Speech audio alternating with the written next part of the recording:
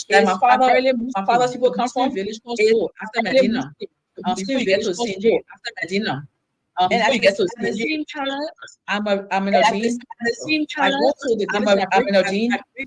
I go to the village. I break for them. I go and I carry things to break fast together. I fast. I go and I carry things to fast together. I break fast together.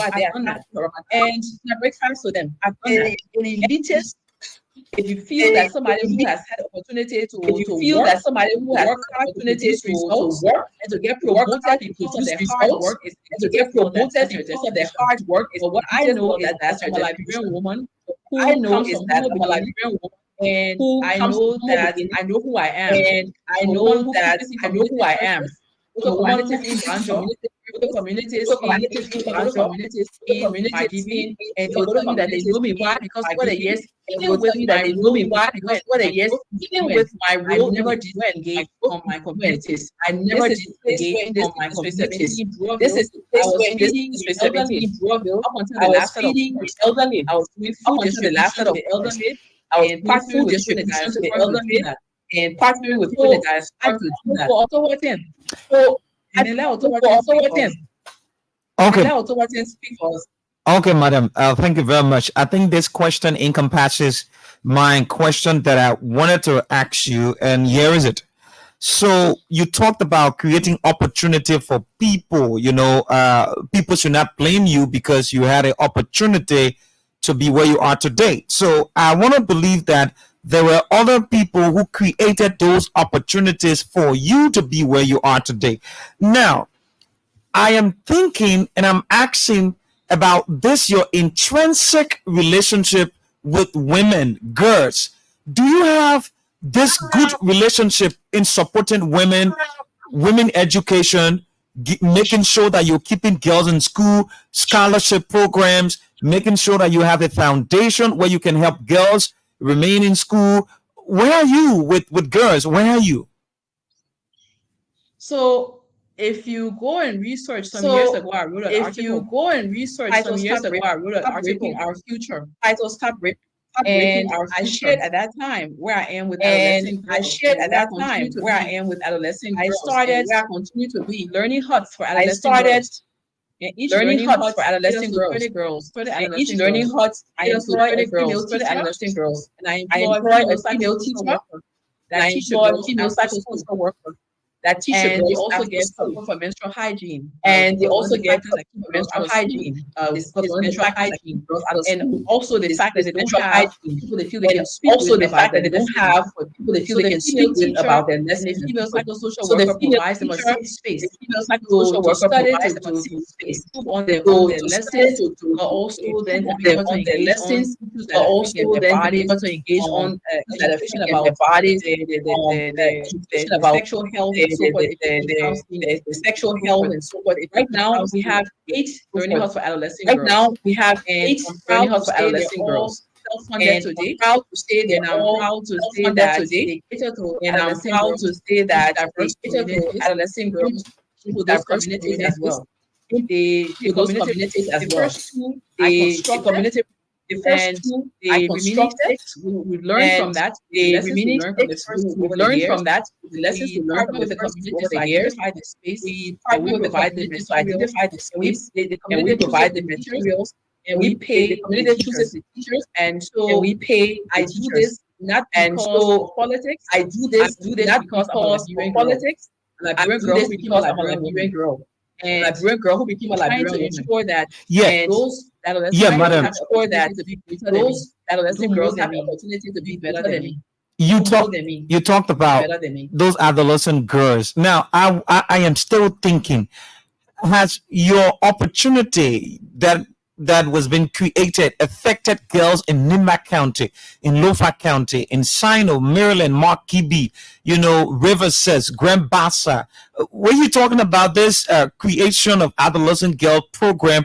Is it only in Monrovia, or it has affected girls in and around Monrovia? So we have learning huts in Margibi. Where can we identify these programs? In County, and we have a learning hut in Biafra, in Basso, and we have a learning hut in Biafra, in Basso, and we have the 8 learning huts in total. I can share the locations. The 8 learning huts in total. I can share the locations with you. And how can I identify them? You identify them by going to the community and asking for the location. You identify them by going to the community and asking for the location. They will show you the learning hut in partnership with the social. Okay, before we they will show you the learning hut in partnership with the social movement for teens. Okay, ma'am. Before we take the calls now, I'd like to ask you this question. As a one-time active diplomat. What's your take on the Russia-Ukraine war?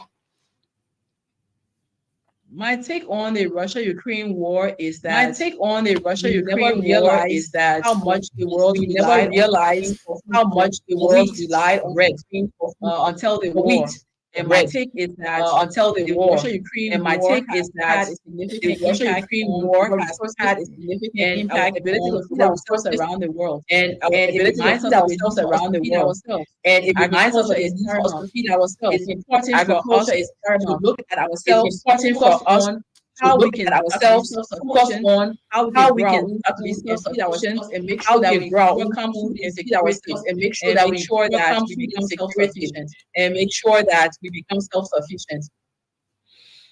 Okay, great. Okay. It's your time now to put your calls through. Washington, please. Yes, so the number is 0880514096 is the number to call, and you'll be part of the conversation. The conversation will certainly be open to you. This is the Loon presidential female. Is she a candidate now? Yeah. A candidate. So she's our prime guest this evening. So you can interact with her. The conversation is open on 0880514096 are the numbers to call. So yes, Madam Bess Loyanti is from the African Liberation League. That's one of the parties, the political parties, why in these elections. Let's talk to our very first caller. Good evening. Good evening. Good evening, sir. To the ELBC family, and good evening to the incoming president of the Republic of Liberia, Madam Sarah Bess Loyanti. This voice is Fode Mohammed Kakwe Political Grain, the National Youth Chair of the African Liberation League, and I join you from my comfort residence this evening. Let's hear you. I hear you fully. I listen to you, our incoming president. Let me firstly commend you and say thanks to you for your deliberation. You know, my brothers in studio and the Liberian people, this is time for change. Our politics at the level of the African Liberation League is different from all other politics. We are very specific in making sure that the system is being situated, that the system is being changed. We are not going to drag our politics on individual way of doing things. Like I listened to you asking the madam whether she was engaged to as running mate for Joseph Yuma and she rejected based on age. No. We will not go that route to say to the Baka is so because of that. Thank you. Okay, thank you, Fode. Thank you very much. Let's go to this person. Welcome. Yeah, thank you. Chief from local town. Go ahead, sir. Yeah, this is the lady studio there. I just into the press or call up saying that incoming president. So I know more than 5 parties are inside in that place. A lot of messages are both saying. So I know what I was saying or like Jesus. Thank you. Okay, thank you. Good evening. Welcome. Yeah, hello, good evening. Yeah, what's your name and where you come from? I call from Russia Avenue, Papas. My name is Ivan S. Number 2. Go ahead, Ivan. Yeah, I'm going to commend your spirit guest. So I just want to answer some questions, like 1-2 questions. I want to know who is our vice president or vice going to make, and what you plan to help the youth in your leadership. Okay. Thank you very much. Thank you very much. Let's get this person. Good evening and welcome. Good evening. What's your name and where you come from? I'm Patience. I'm calling for Comfort Town. Go ahead, Patience. Patience of the line. Oh, Patience of the line. 0880514096 are the numbers. 0880514096. Good evening. Good evening, Washington. Let me see. Good evening to your guest. This is Bobby Abu. Okay. I joined this question on the 6 equitable. Okay. Let me ask an investment. There is no one to be president for the Republic of Nigeria. So I want to know, Mrs. Jackson, what are some work you have done with the because it means. What is the work you've done? What's the work you've done in the country? Good evening. Yeah, good evening. Good evening. Yeah, I'm Jerry Panna. I'm calling from Boston. Go ahead. Go ahead, sir. Let me comment the lady in studio. I just have a few recommendations to the viewer listening or the viewer viewer. People election don't come and go. Asian librarian, when anybody in studio, what you to impact give it. People hear somebody telling you that Jesus saying you or God saying you, and I your ear there. The person will tell you what you want to do for the librarian people. Thank you. Thank you. Thank you. 0880-514-096. I think we take maybe 3 more calls. Good evening. Good evening. Good evening. The person's holding on the line. Good evening. Hello. Good evening. Yeah, good evening. How are you doing, sir? We're good. Welcome. Okay. You are talking to Melvin on Opening University. Thank you very much to our incoming president. She said one thing for agriculture and Plain University want to see her better in battle and tell her more about our platform. Okay, thank you. Good evening. Good evening. This is Peter Gosler Barney calling from District Squad. Go ahead. Peter Gosler Barney calling from District Squad. Go ahead. Yeah, I want to appreciate the studio guests for exclusive display of what she planned to do for this country. These are people that we're looking for, and we're looking for leadership on the African Liberation League. Thank you very much. Thank you very much for being so timely. Good evening. Welcome.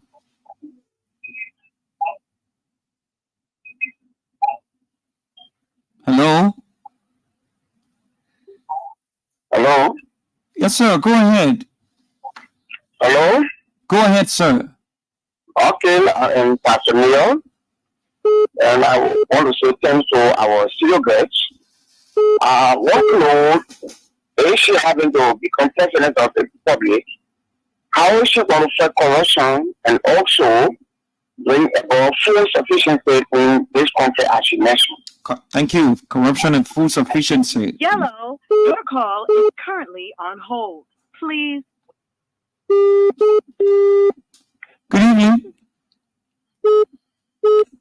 Good evening.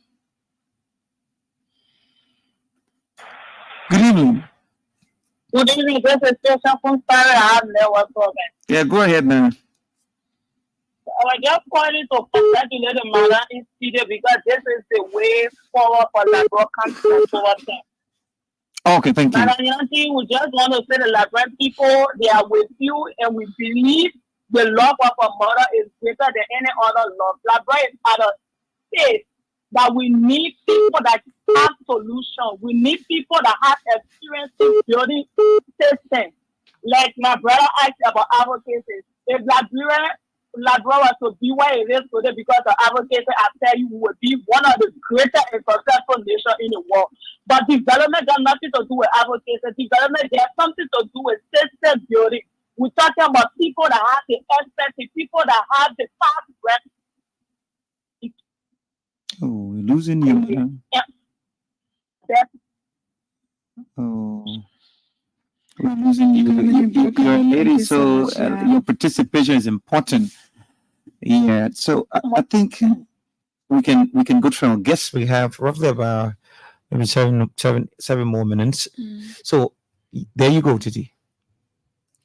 Madam Yanti, you listened to the callers. They had some questions for you. Can you respond to some of those questions and we get your parting comments? Are you hearing us, ma'am? Please unmute yourself. We're not hearing you. So I was saying that I could barely hear the line was broken. So can you just line was broken. Give me an overview. Yeah. So can you just please give me an overview? So somebody asked, what's your plan for the young people? Another person was asking for your vice presidential running mate. Somebody went back to ask for the work you've done. And somebody also asked, what's your plan in fighting corruption? How are you intending to fight corruption? And somebody said they want to invite you to one of these counties to talk about. Organization called Plan Liberia. Plan Liberia wants to invite you to one of the counties to talk about agriculture and some other programs. These are favorably the questions that you have to answer. Thank you so much. So those that want to invite so much. So those that want to invite me out to engage with you. And thank you for engage with you in that conversation. Thank you for my vice running mate. My vice running mate, Simeon. He is a seasoned development expert himself. I actually worked together years ago. He served as a development and governance specialist. In UNDP Liberia. He served as deputy minister for economic affairs. He served as deputy minister for economic affairs. Also served as in the Mano River Union, looking at integrating programs of the Mano River and so forth, looking at integrating programs of the states and so forth for development programs. The issue of corruption, I could spend a long time. And I want to say, when we talk about corruption as a people, it's very funny how ministers and presidents and so forth, and we look at ourselves. Ministers and presidents and so forth, and we look at ourselves. Is that we deal corruption from the root because corruption has become culture. Everything from the biker or the driver who's giving the police a bribe, all the way to the woman in the market who's beating the tinapa cup, who's side to the rice cup can be less than where it's supposed to be, all the way up to the top in terms of our systems, how we make our systems, in terms of leak systems, how we make our systems, prevent leakages that will actually help to grow our fiscal space. Corruption is systemic and it needs to be dealt with across the board. But it takes all of us to deal with corruption. Because the police will not take a bribe if the keke driver we should look at it as a people, and it's something that I plan to do as the leader, and it's something that I plan to do as the manifesto. We look at strengthening the anti-corruption manifesto. We look at strengthening the anti-corruption entities for anti-corruption, ensuring that we strengthen them, also ensuring that we strengthen them, also creating a fast-track prosecution of cases of corruption to serve as a deterrent. That is something we have in our manifesto. To serve as a deterrent. That is something we have in our manifesto. 90 days. It's something we plan to do within the first 90 days on corruption. To establish a fast-track required to ensure the effectiveness of that required to ensure the effectiveness of systems to and making sure we put in place the systems to actually stem out corruption. My parting word. I would like to say that. So the young people, what's your plan? I would like to say that the plan for social development for young people. Thank you. For young people, in fact, it's something that's at the heart of everything. It's something that's at the heart of everything. Sustainable development is not possible if we don't build sustainable development is not possible if we don't build the human development, and that's the children, necessary to sustain the adolescents and the youth. And that's the children. We have a situation of drugs on our streets. We have a situation of drugs on our streets. We have an increase in drugs. In order to holistically address the needs of the youth, we need to stop the holistically address the needs of the youth. We need to stop. And we have that prioritized in our manifesto, but also and we have that prioritized in our manifesto, but also mechanisms to scale up rehabilitation programs, mechanisms to scale up ensure that youth programs at risk, and then ensure that youth have a pathway to those programs building, have a pathway to. We also propose that we do a new mapping of skill sets needed for the new Liberia. Mapping of skill sets needed for the right now looks at driving and catering, looks at driving and catering, oil and gas. skill sets in technology, oil and gas, and how we revamp the vocational training to meet the new skills required by foreign direct investments. We'll be coming with investments to create jobs, and making sure that Liberians can have those jobs, and that making sure that Liberians can have those jobs, and that in terms of youth coming outside, formal education, we propose formal education, we propose a national youth program that will get youth ready for the job market, that will get youth ready for the job market. Government as well as the private sector will to have youth who qualify for the program, who have to have the basic minimum skills in terms of the ability to be able to carry out the basics within an office, within the different portfolios, that they will have a pathway from schools to that internship that will give the opportunity to serve their country in different parts of the country as well, not only in Monrovia, to be able to serve as well, not only also to gain skill sets to help us to build this nation. It will also promote reconciliation and healing and unity, because we look at that program as one that will take us across the 15 counties of Liberia. Take that as your parting comments. Well, my parting comment is this. I continue to be asked, why now? I continue to be asked, why now? Why not later? Why now? And my question is, why not later? And my question is, why not now? Because Liberia is that important, and Liberians are that important. Liberia's best, all of Liberia's best, not just me, all of Liberia's best, to the plow, to transform Liberia. And so I hope that the Liberian people will hear what I have to say, will listen to how African Liberation League, through our leadership, myself and Senior Morba, want to transform Liberia, and we need all Liberians to do that. And we, as our slogan says, all Liberians do that. As our slogan says, all Liberians, all Liberians. Thank you for having me. Thank you so much, Madam Yanti, for taking up your time to speak with us this evening on Open Conversation. And we look forward to more of these conversations as we move into the campaign period. And we wish you all the best, ma'am. Thank you. Thank you so much. Thank you. Thank you so much. You're welcome. Thank you, madam. Okay. Yeah, it was a good conversation, Titi, as always. This is the best thing happening on radio at about this time.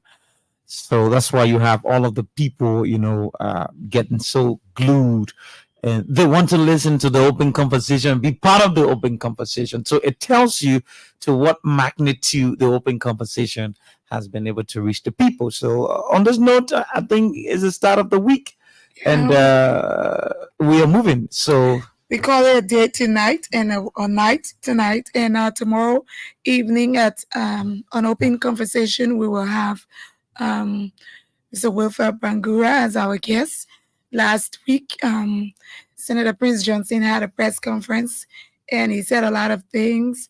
And so we'll be looking deep into those things tomorrow. And he's from the We Are Intellectual movement also. We'll be talking more about what that movement is up to. So join us, make it a date with us tomorrow evening on Open Conversation. That's good. We'll make it our duty to bring you all of the things that are happening in our country, especially politically, as we move towards elections. Have a pleasant evening. Bye-bye.